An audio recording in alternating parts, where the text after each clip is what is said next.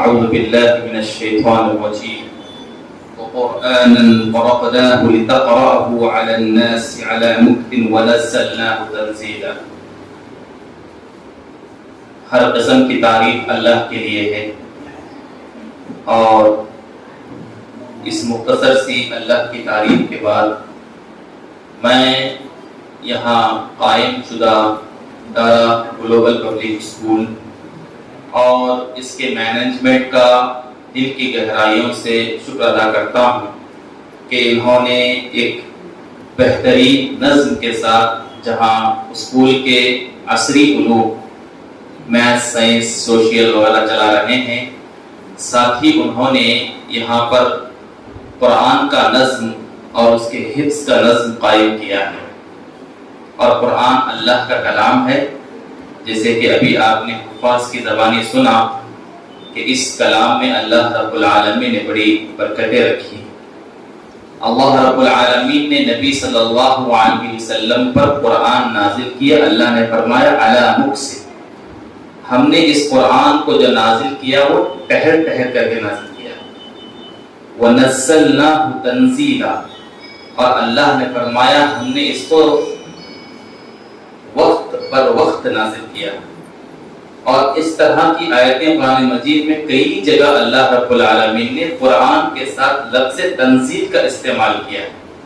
اس سے مفسرین اور محدثین نے لکھا ہے کہ قرآن اگر ایک ہی مرتبہ نازل ہو جاتا تو پڑھنا آپ کے لیے دشوار نہیں بلکہ ناممکن تھا، نہیں ہو سکتا، کیونکہ آپ صلی اللہ علیہ وسلم ان پڑھ تھے، امی تھے، پڑھنا لکھنا نہیں جانتے تھے. ایک ہی مرتبہ اگر آپ پر قرآن نازل کرتا، اس کا بھی اللہ نے قرآن مجید میں ذکر کیا جملۃ واحدہ، کہ ایک ہی مرتبہ اگر ہم آپ پر قرآن نازل کرتے تو شاید آپ گھبرا جاتے، پریشان ہو جاتے اور پڑھ نہیں سکتے.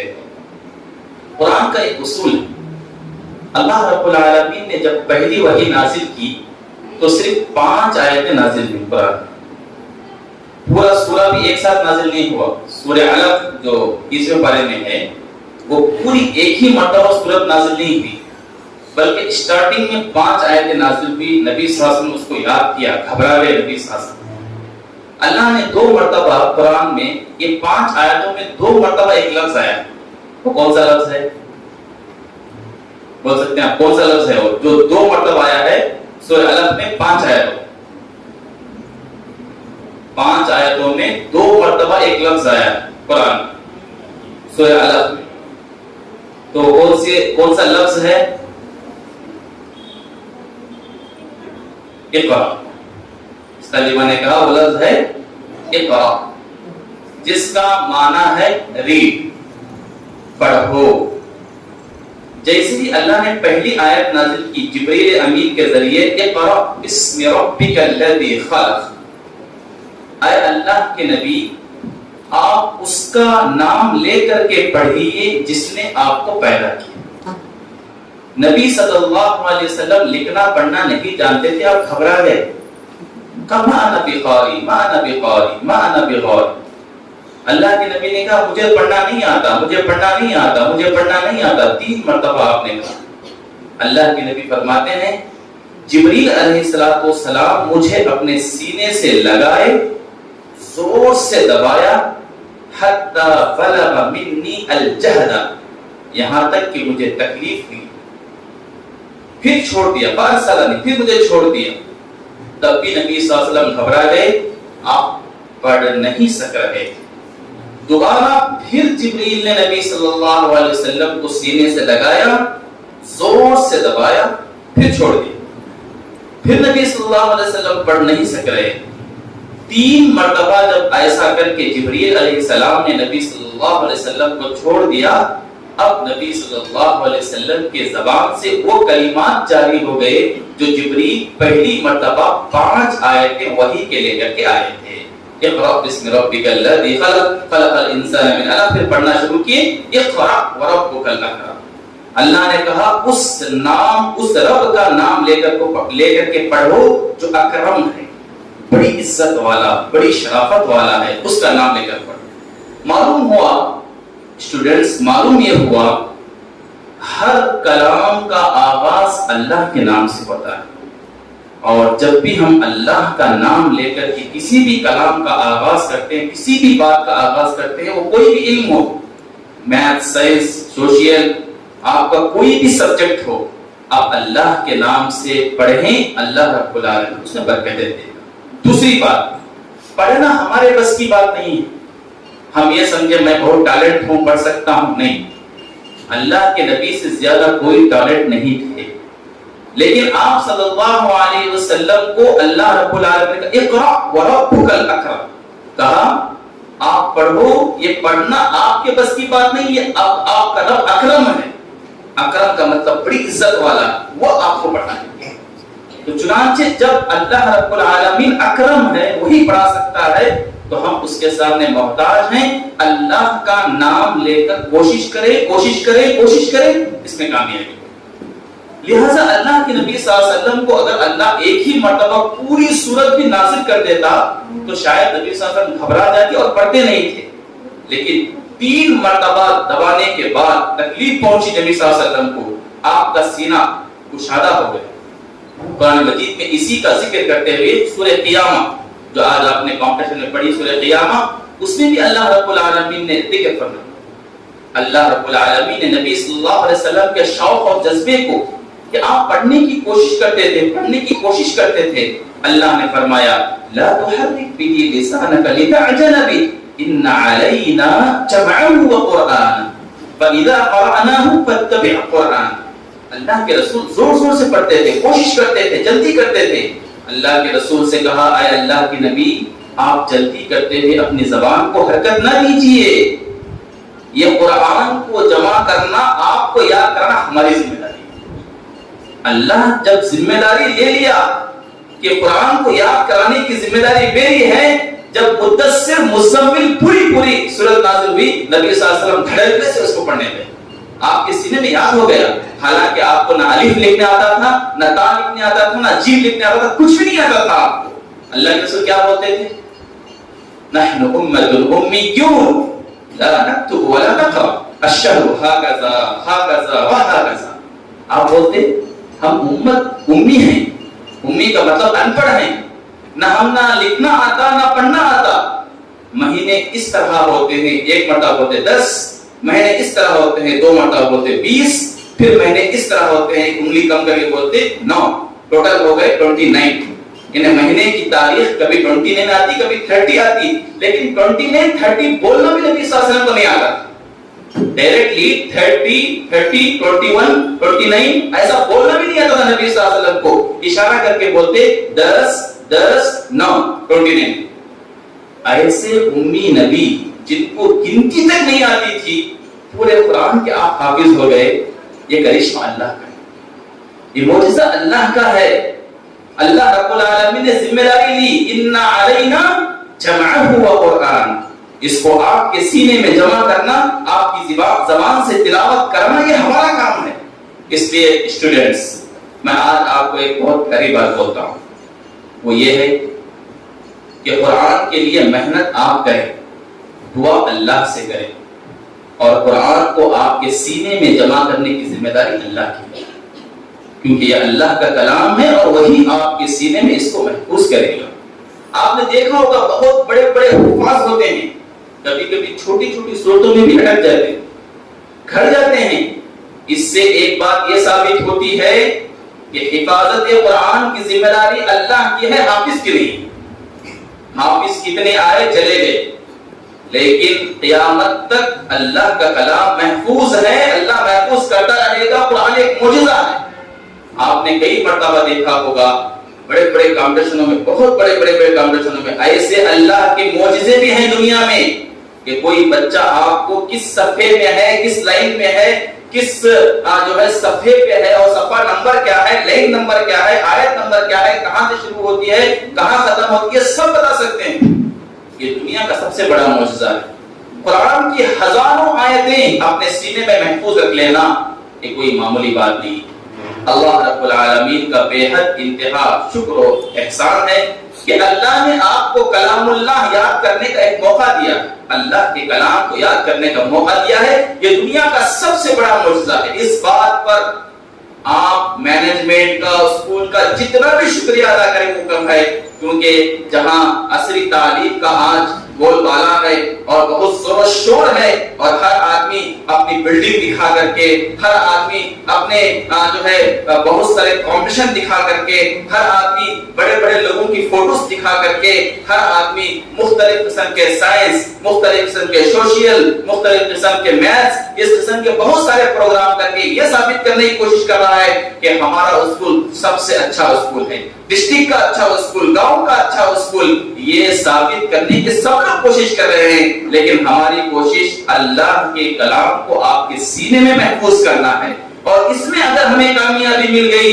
تو یہ دنیا کی سب سے بڑی کامیابی، یہ دنیا کی سب سے بڑی کامیابی ہے۔ اس سے بڑھ کر اور کامیابی کیا ہوگی کہ آپ کا بچہ جب صبح اٹھے وہ دعا پڑھتے ہوئے اٹھے، رات میں سوئے تو دعا پڑھتے ہوئے سوئے، بڑوں کا ادب و احترام کرے، گھر میں داخل ہو تو سلام کرے، کھانا دائیں سیدھے ہاتھ سے کھائے، بائیں ہاتھ سے نہ کھائے، بڑوں کی عزت کرے، بڑوں کو گالی نہ دے، چھوٹوں پر مہربانی کرے، اس سے بڑھ کر تربیت و تعلیم اور کہاں مل سکتی ہے۔ لہذا آج مختلف لاک ڈاؤن کی وجہ سے جب ساری پریشانیاں آ گئی، آپ طلبا تو طلبا، آپ اسکول کے اسٹوڈنٹ تو اسٹوڈنٹس، کئی حفاظ کا داخلہ ہم نے خود اپنے ایسے اداروں میں بھی دیکھا جن کو 30 پارے، 28 پارے، 25 پارے، 20 پارے یاد تھے، لیکن جیسے ہی اسکول کھلی، جیسے ہی مدرسہ کھلا، طلبا سب بھول گئے، 20 پارے بھول گئے، 25 پارے بھول گئے، کوئی 28 پارے بھول گئے۔ لاک ڈاؤن کے اس ایفیکٹ نے جہاں ہماری کمر توڑ دی مالی اعتبار سے، جہاں ہماری کمر توڑ دی بزنس کے اعتبار سے، تعلیم کا سب سے بڑا، پورے صدی کا سب سے بڑا نقصان، یہ ایسا نقصان ہے جو کبھی بھرپور نہیں ہو سکتا۔ لیکن پھر بھی ان ایام میں قرآن مجید کو بھول جانا اور پھر اس کو دوبارہ یاد کر لینا، اسکول کے آغاز سے لے کر، صرف اسکول کے آغاز سے نہیں، اس کے تعلق سے اظہار خیال کرتے ہوئے ہمارے جو حفاظ کرام تھے انہوں نے آپ کا قرآن آن لائن بھی سنا، آپ کا قرآن انہوں نے فون کے ذریعے، نیٹ کے ذریعے بھی آپ کا قرآن سنا۔ یہ ہے قرآن سے دلچسپی، جس کا مقصد آپ سے فیس حاصل کرنا نہیں تھا، آپ سے پیسہ لینا نہیں تھا۔ ان اجریہ الا علی اللہ علیہ توکلت و الیہ انیب، انبیاء کا دستور رہا ہے کہ انبیاء کوئی بھی کام جو کرتے ہیں وہ اجرت کے لیے، پیسوں کے لیے نہیں کرتے، وہ اللہ کو راضی کرنے کے لیے کرتے ہیں۔ اگر آپ سے فیس وصول کرنا ہوتا تو آن لائن کلاس کر کے، بہت سارے چیزیں دکھا کر کے، ڈیمو دکھا کر کے آپ سے فیس لے سکتے تھے، لیکن ہم نے یہ کام نہیں کیا، بلکہ اس کا اجر اللہ پر چھوڑتے ہوئے ہم نے جو ہے آپ کو آن لائن تعلیم بھی دی، اسے کسی قسم کا چارج نہیں کیا، کسی قسم کی فیس نہیں دی۔ لہذا یہ اسکول کی لگن ہے کہ جہاں آپ سائنس، میتھ، سوشل یہ سب پڑھ رہے ہیں، اللہ کے کلام کو بھی آپ کے سینوں میں محفوظ کر لیں آپ، یہ آپ کے لیے دنیا کا سب سے بڑا بہترین موقع ہے۔ یہ وقت اگر آپ کے ہاتھ سے نکل گیا تو پھر زندگی میں کبھی نہیں آ سکتا، یہ زندگی میں کبھی نہیں آ سکتا۔ جیسے کہ لوگ بولتے ہیں students life is golden life, کہ اسٹوڈنٹ کی جو زندگی ہوتی ہے، تعلیم کے جو ایام ہوتے ہیں وہ دنیا کے سب سے بہترین ایام ہیں۔ اگر میں دوبارہ جا کر اسکول میں داخلہ لے کر 2 سے 3 جماعت سے پڑھنا چاہوں ناممکن ہے، میں نہیں پڑھ سکتا، لیکن آپ کو اللہ نے موقع دیا ہے، آپ کا ذہن خالی ہے، جو بھی داخل کرے اس میں داخل ہو سکتا ہے۔ اس لیے میرے طلباء، میرے عزیز اسٹوڈنٹس، آپ کو چاہیے قرآن سے محبت کریں، قرآن کو اپنے ساتھ رکھیں، اٹھتے بیٹھتے اس کو پڑھیں، تلاوت کریں۔ آج آپ گھبرا رہے ہیں، ایک دن ایسا آئے گا کہ آپ کی مثال اس سٹی میں، اس داونگرے میں مثال دی جائے گی، کوئی طالبہ ہو، اگر وہ ڈاکٹر بن گئی، انجینئر بن گئی، بڑے سے بڑے کالج میں پڑھ رہی ہے، لیکن ساتھ میں وہ نماز کی بھی پابند ہے، کلام اللہ کی بھی تلاوت کر رہی ہے، بلکہ کلام اللہ کی حافظ ہے، اس سے بڑھ کر کے کوئی اور اعزاز اور کوئی اور فخر کی بات آپ کے لیے اور ہمارے لیے اور پورے لوگوں کے لیے نہیں ہو سکتی۔ آپ میں سے ایک بھی سدھر جائے، ایک بھی اصلاح ہو جائے، کلام اللہ سے آپ کا ربط ہو جائے، اس کو پڑھنے لگے، یہ ہماری زندگی میں یہاں ہمارے آنے کا، اسکول کے قائم کرنے کا مقصد ہمارا ادا ہو جائے۔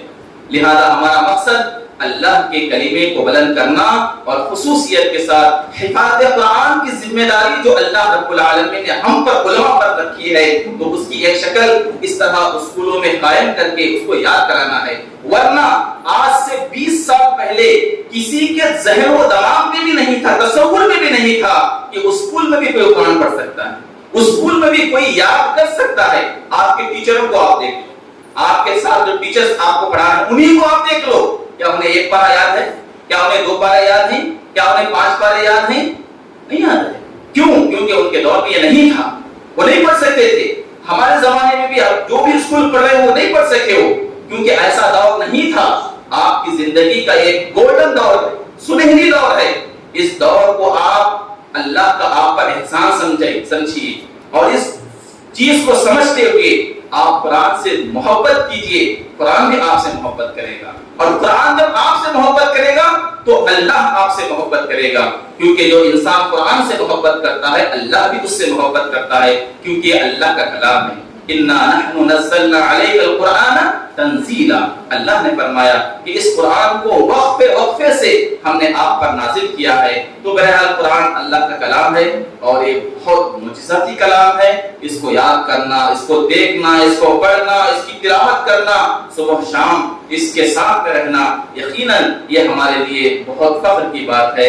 لہذا لاک ڈاؤن کے ایام میں جو ہم سے کوتاہی ہوئی اس کی ریکوری کرنے کی ایک چھوٹی سی کوشش تھی، جو آپ نے آج ہمارا مسابقہ دیکھا، اس میں جو ہے طلبہ بعض گھبرا گئے، بعض نے امتحان دیا، ایسا ہوتا ہے۔ گھوڑے جو ریس کے ہوتے ہیں 100 گھوڑوں میں سے ایک ہی گھوڑا کامیاب ہوتا ہے۔ آپ یہ سوچیں کہ 100 کے 100 گھوڑے فرسٹ آ جائیں، یہ نہیں ہو سکتا، ایسا نہیں ہو سکتا۔ اللہ کے رسول نے مثال دیتے ہوئے حدیث میں فرمایا کہ انسان کی مثال یا امانت داروں کی مثال یا دنیا میں اچھے لوگوں کی مثال اس ایک گھوڑے کی طرح ہے جو 100 گھوڑوں میں ایک گھوڑا ہی سواری کے لائق ہوتا ہے اور ایک گھوڑا ہی وہ ریس کے لائق ہوتا ہے۔ 100 کے 100 گھوڑے ریس میں نہیں دوڑ سکتے، تو لہذا اتنے طلبہ میں سے اگر 5 بھی نکل گئے، 10 بھی نکل گئے، یا 2 بھی نکل گئے، یا 4 بھی نکل گئے، یہ ہمارے لیے فخر کی بات ہوگی۔ باقی گھوڑے ہی ہیں، ان کو گدھا نہیں بول سکتے، وہ گھوڑے ہی ہیں، ان کو گدھا نہیں بول سکتے۔ جو بھی تلاوت کر رہے ہیں، جو بھی پڑھ رہے ہیں، وہ قاری ہی ہیں، وہ حافظ بھی ہیں، جتنا ان کو یاد ہے، وہ قاری بھی ہیں، پڑھنے والے، نظر دیکھ کر کے پڑھنے والے ہیں۔ اس سے بڑھ کر کے اور کیا فضیلت کی بات ہو سکتی ہے کہ بعض کو قرآن بغیر دیکھے یاد ہو جائے، وہ حافظ بن جائیں، اور بعض کو دیکھ کر کے پڑھنے کی بھی سکت آ جائے، طاقت آ جائے۔ اس سے بڑھ کر کے اور فضیلت کی بات نہیں ہو سکتی۔ لہذا ان ایام میں جو کوتاہی ہوئی اس کی ریکور کرنے کی کوشش تھی۔ آپ بڑے خوش نصیب ہیں، آپ کے پیرنٹس بڑے خوش نصیب ہیں کہ آپ نے اس اسکول کا انتخاب کیا جہاں آپ اچھے سبجیکٹس، اچھے ٹیچرز کے نگرانی میں پڑھ رہے ہیں۔ اسی طریقے سے قرآن کی تعلیم، حدیث کی تعلیم، دعاؤں کی تعلیم، آداب کی تعلیم، یہ سب آپ اپنے اساتذہ کی نگرانی میں پڑھ رہے ہیں۔ میں اللہ سے دعا کرتا ہوں اللہ رب العالمین ہم سب کے یہاں جمع ہونے کو قبول فرمائے، اور اللہ رب العالمین سے میں دعا کرتا ہوں اللہ قرآن کے حفظ کے لیے اللہ ہمارے بچوں کے سینوں کو کھول دے، اور اللہ رب العالمین آپ کو بہترین انداز سے قرآن یاد کرنے کی توفیق عطا فرمائے۔ آمین۔ وآخر دعوانا الحمدللہ رب العالمین۔